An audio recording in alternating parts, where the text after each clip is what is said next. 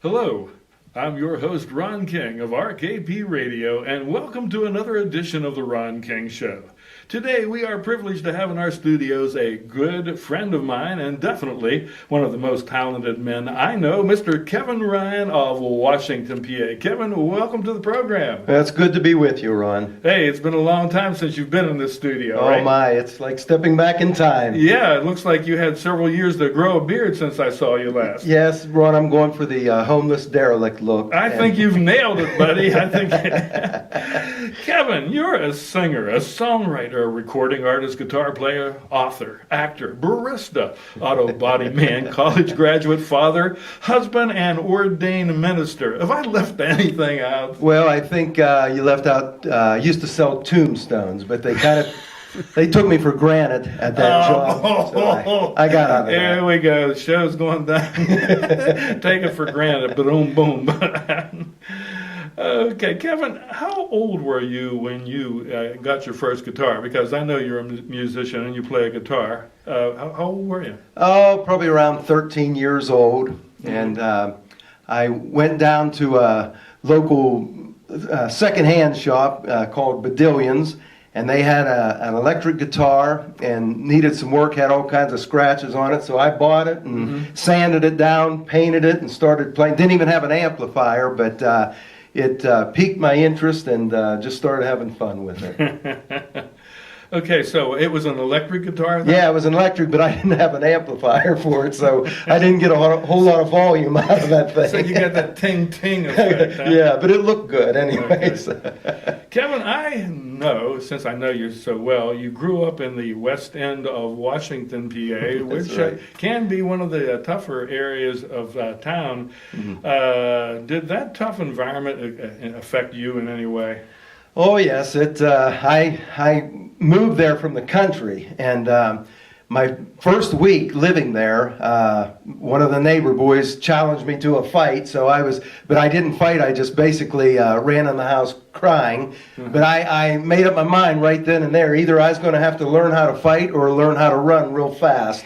And so I couldn't run real fast, so I became a fighter. I became a tough guy, and that continued on for several years. So that's how you learned how to survive. Yeah, exactly.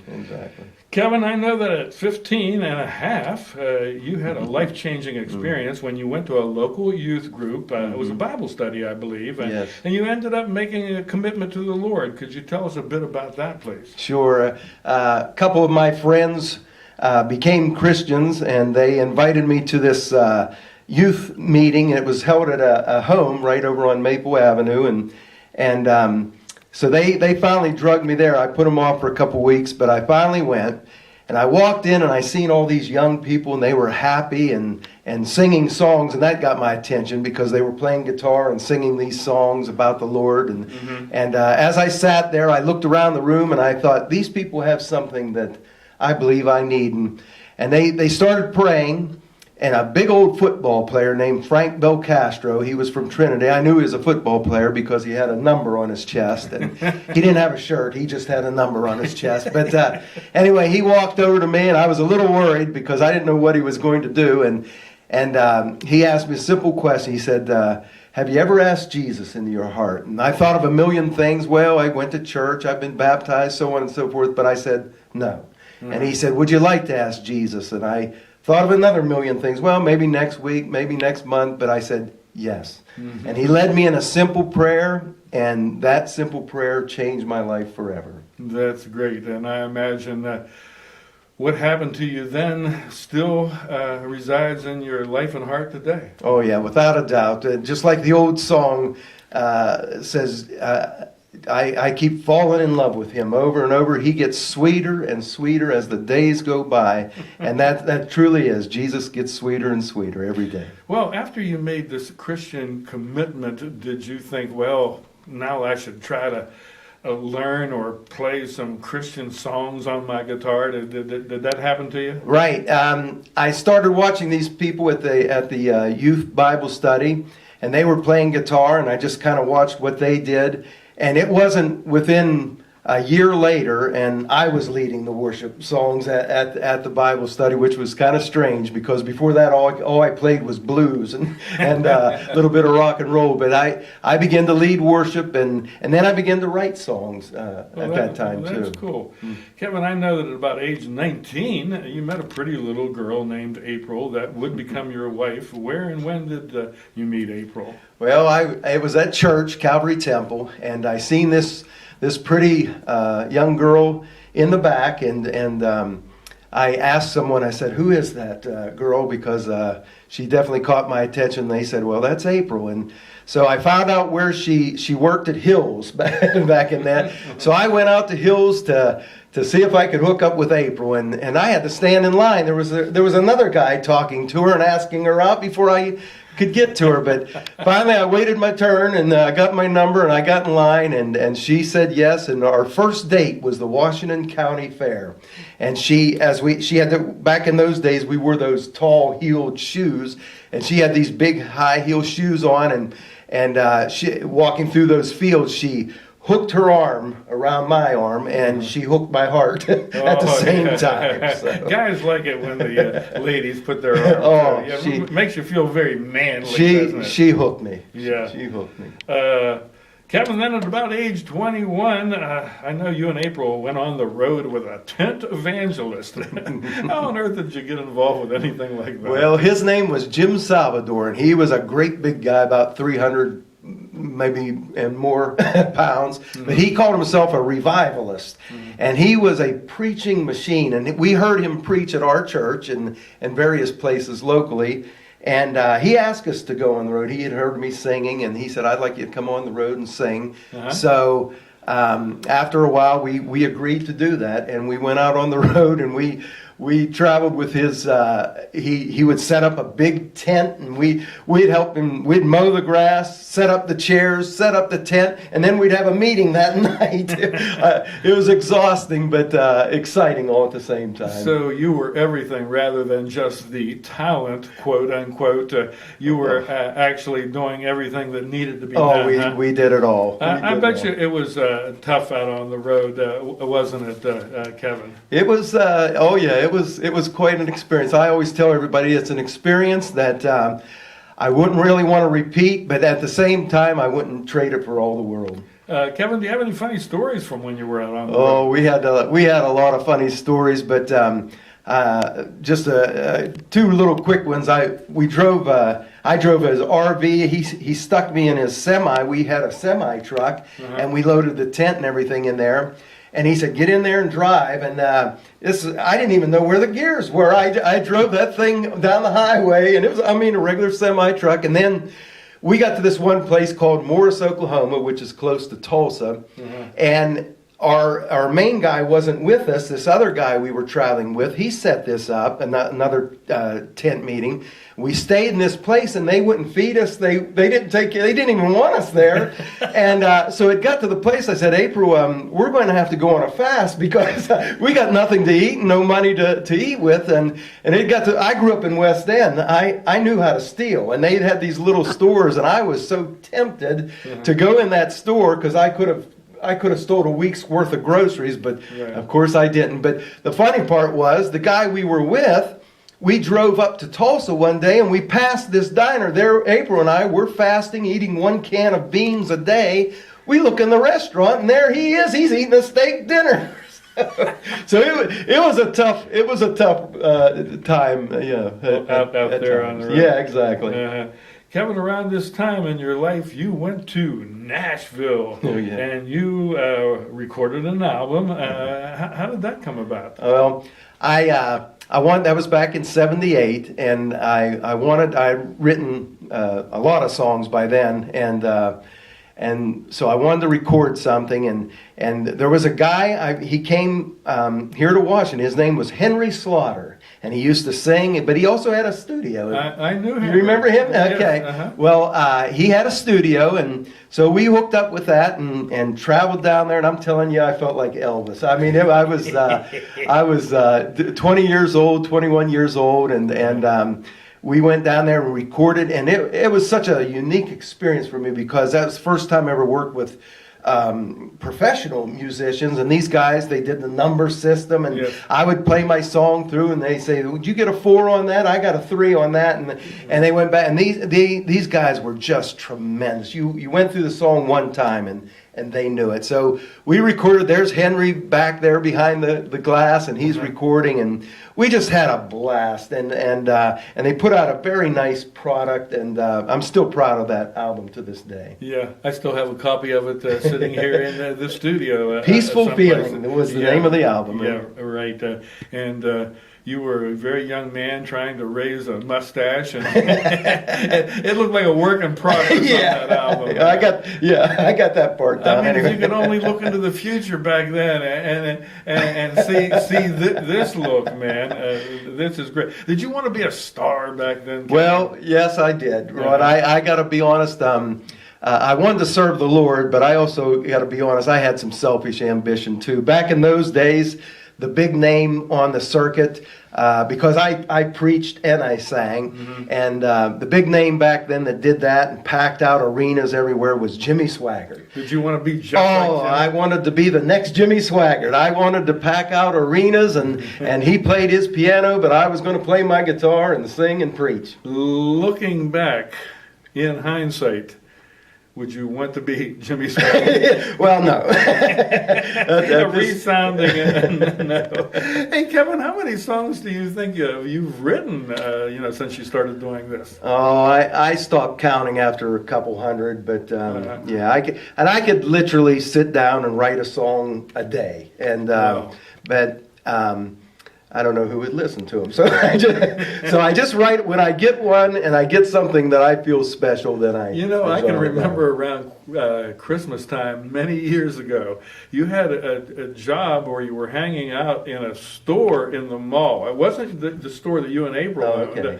So I walked in, I saw you in there, and you were like practicing your guitar in the mall at Christmas time. So getting yourself some tunes together. Yeah. Kevin, you are, amongst many things, you're also a barista, maker of quality lattes, cappuccinos, espressos. I hope they're quality. How did you get involved with that? Well, I've always been a coffee drinker, and then I tried out my first cappuccino, and I thought, boy, this is good stuff. So I next thing you know, got a little machine, and I started making them at work.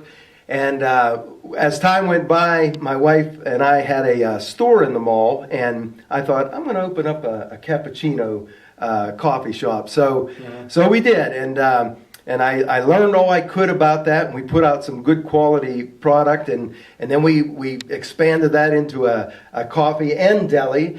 So did that for 7 years. It was in the mall, and we had a good run for that time. Then after that, while I was back in school, I worked for Starbucks for a year, and I was probably going back down to the bottom. Well, I became a barista, and I found out a barista means not only one who makes drinks, but one who cleans toilets and scrubs the floors as well. So I learned that little title, and but to this day, where I work for World Vision.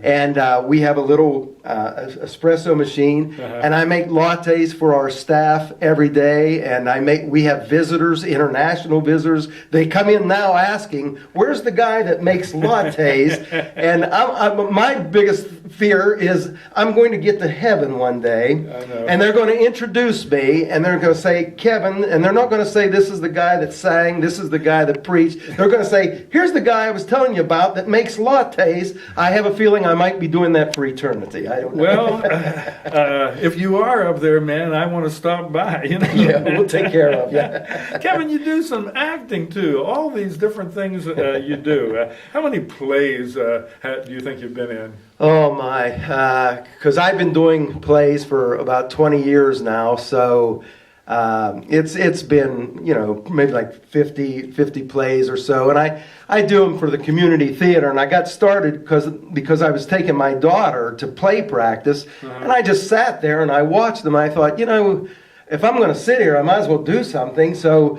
I tried out, and I got a lead part. I was Mary and Sam, that for Little Abner, and my daughter was the kind of the Daisy Duke kind of girl there, and so we got to sing a duet together.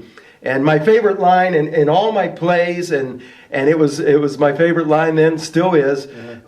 She looked at me and she said, "Oh, look at me, Sam." She said, "I'm plumb wasted away. Who's going to marry me now?" And I look over her in my Marion Sam garb, and I say to her, "That may be, honey, but what you's got left over is more than most folks starts out with." So, that's my favorite line. You sound like maybe a lion with a foghorn and leghorn. Yeah. The girl. Yeah. Honey, I'll see.